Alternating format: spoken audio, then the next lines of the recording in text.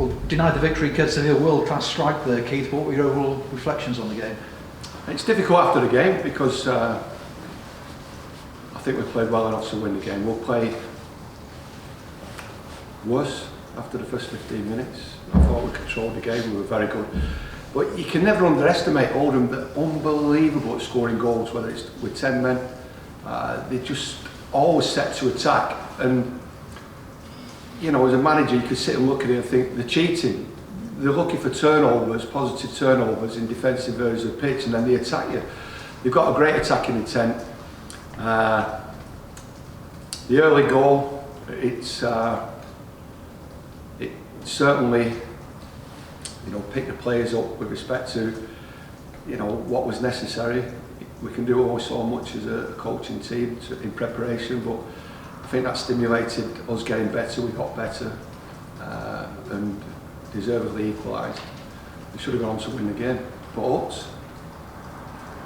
like I previously said and I continue to say, there should not be any emotional judgment on this result. If you do that, it creates doubt. And if you create doubt, you create disaster in football.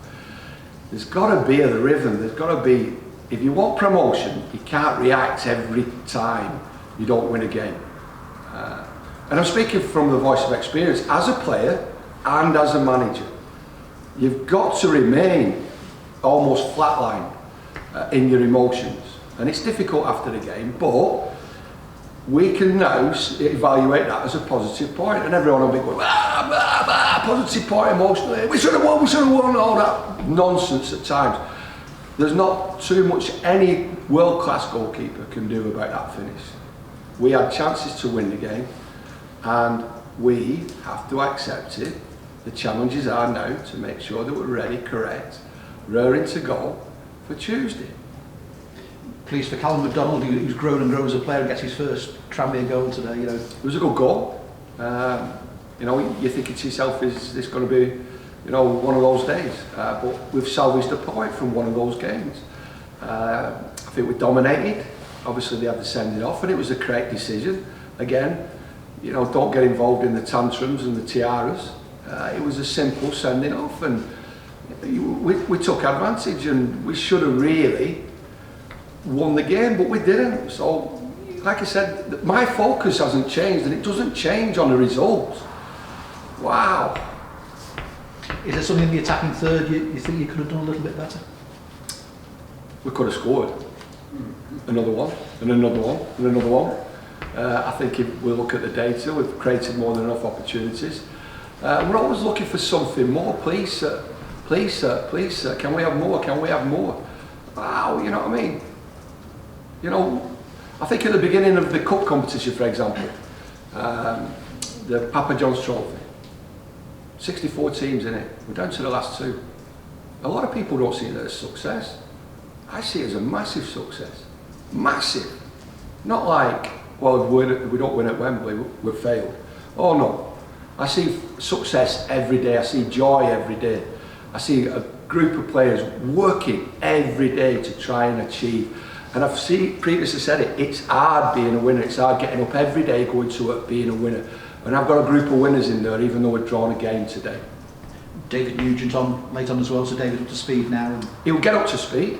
You know, the match speed that we're playing at is intensity, very intense. You know, and we played against an excellent side there, an excellent attacking side, and you know, we scored 2 goals. You know, the first one we could do better, we should do better. The second one, I think you've got to just applaud it. I have to applaud it, and that's not me being, you know, a winner. I am a winner. I want to win every day. I wake up every morning. I want to win. You know, I teach my little boy how to win every day. You don't get nothing easy. You know, and you've certainly got to experience days like today. You mentioned Otis Carlton's injury. How serious is that? And Danny Lloyd. Danny Lloyd is just ill, not COVID related, just ill. But Otis is going to be out probably for 2 to 4 weeks.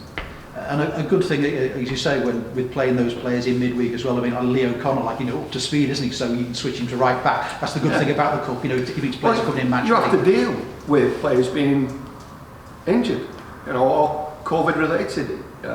So I'm not any different than any other manager. Have we got our starting 11, our best 11 in form? We have had. But obviously it has to change a little bit, you know, and it happens. But I don't bring any drama, you know. It's the emotional drama. Trust me, I've been married 30 years because I don't like emotional drama.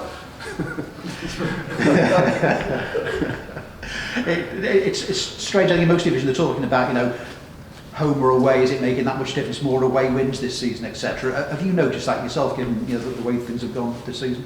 I just take every football match, whether it's home or away, exactly the same principles, exactly the same mind frame.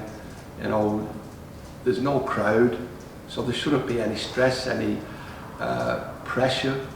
Just the pressure that you put on yourself as a respectful human being for the opposition, your own teammates, and the desire to fight. You know, psychologically, home and away doesn't make any difference to me. And just looking forward to the next one now. It's Carlisle on Tuesday, and there you go again. Looking forward to it. Always look forward. You know, you can learn from the past. Like I say, I don't like living in the past. A lot of people do. You know, I've been reminded on a regular basis the past is a great place to live. Not for me.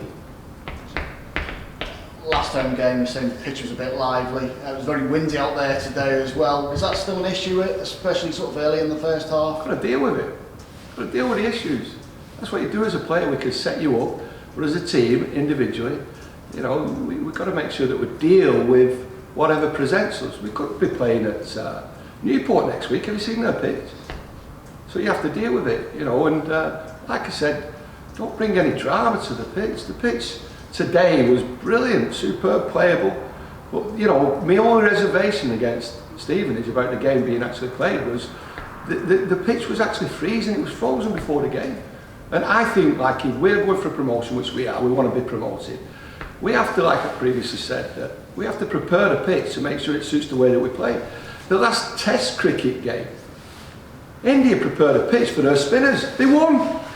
I mean, it's not rocket science, is it? Let's make sure we benefit ourselves, you know. And they've got a right to do that, India, haven't they?